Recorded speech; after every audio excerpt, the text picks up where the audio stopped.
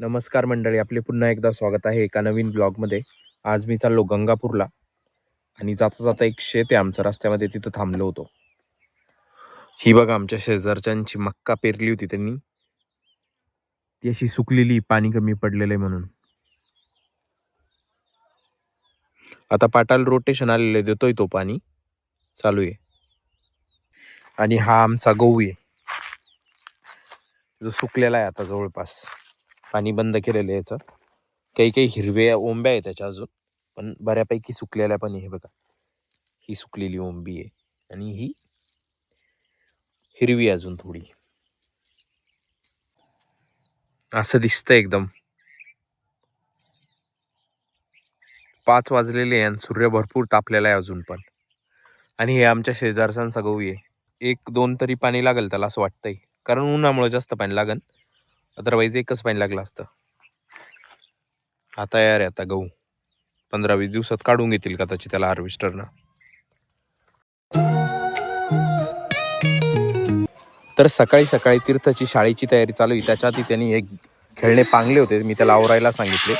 बॉक्सचे जे खेळणे आहे ते पांगलेले होते, तो आवरतोय आता. कारण अशी पण सवय लागायला पाहिजे मुलांना की त्यांनी पसारा केलेला आहे, तो आवरायचा पण सवय पाहिजे. तर तीर्थला सांगितलं, त्यांनी ठेवून दिले. मग ते आता इथे ध्रुव आणि तीर्थची मस्ती चालू आहे. आणि तो मागे भिंतीला जो दिसतोय तुम्हाला, तो पोपडा ॲज युजल निघतोच तो. मला नाही माहीत त्याचं कारण काय आहे, पण पाणी कुठून येतं त्याच्यामुळं तो. आता इथे ना रुची बूट बदलतीये, कारण तिथं पाणी चालू होतं आमच्या घरापुढं पाटाचं, आणि तिने ओल्ले केले त्याचे शूज. खेळत होती, खेळता खेळता ओल्ले झाले. मग आता मी तिला चेंज करायला सांगितलं आणि सँडल घालायला सांगितले. तोपर्यंत आता मी तुम्हाला पाणी दाखवतो. ते पाटाचं पाणी चालू आहे आणि याच्यामध्ये रुचीचे बुट ओल्ले झालेले. अशी उड्या मारत होती. उड्या मारता मारता पाय ओल्ला आला तिचा. दोघांनी पण गंध लावलेले. ध्रुवर पाय बघा, आष्टी गंध यार, ते दात तुटेल दिसू राहिला ना. आणि हे बघा, तीर्थनी पण गंध लावले आणि इथं पण लावलेला आहे त्यांनी गंध. तिथं गाबर लावते ध्रुव तीर्थगंध. आता आम्ही आलेलो आहे पाटावर. इथंच त्यांची बस येते. आणि जसं मी तुम्हाला सांगितलं, पाटाला रोटेशन आलेलं आहे, तर भरपूर फुल पाट चालू होता. भरपूर पाणी जात होतं पाटातून. गबळही गुंतलेलं होतं भरपूर. पाणी आलेलं आहे पाटाला, भरपूर पाणी आहे. हे बघा, इथं पाटावर जे राहतात त्यांचे कुत्रे आहे 2. कसे भागून घ्या.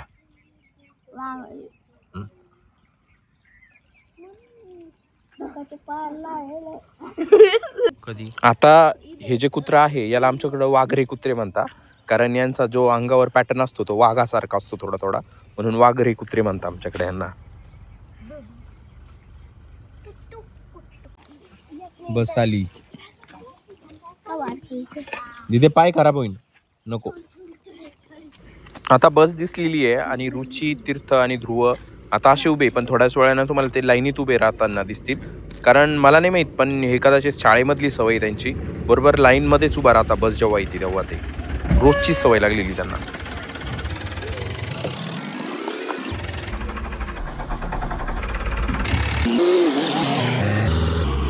घरी आलो मी आणि जी बाथरूमच्या वरती बघतो तर काय, हे बघा मांजरीचे पिल्लं आहे.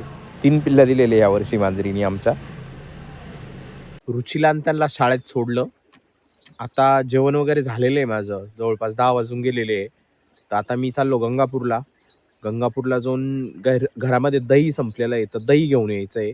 दूध आहे आमची तर घरी, घरचीच गाय आहे, पण ते मुलांना पिण्यामध्ये जातं, त्याच्यामुळे दह्यासाठी उरत नाही. दही घेऊन यायचं आहे आणि गावरान तुपही संपलेलं आहे, मग ते पण घेऊन यायचं आहे. तर आता मी चाललो गंगापूरला.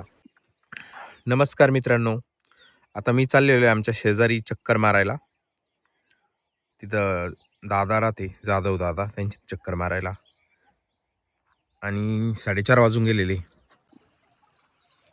हे पहा, एरंडाचं झाड आहे आणि याच्या बिया पण वाळलेल्या आहे. आता हे काट्यावानी दिसतं, लिची सारखंच प्रकार काट्यावानी दिसतंय. आता हे याचा दगडात शेंडा तर मी तोडू नाही शकत, कारण एरंड येतील त्याच्यासोबत, म्हणून आता असे पानं घेऊन जातोय.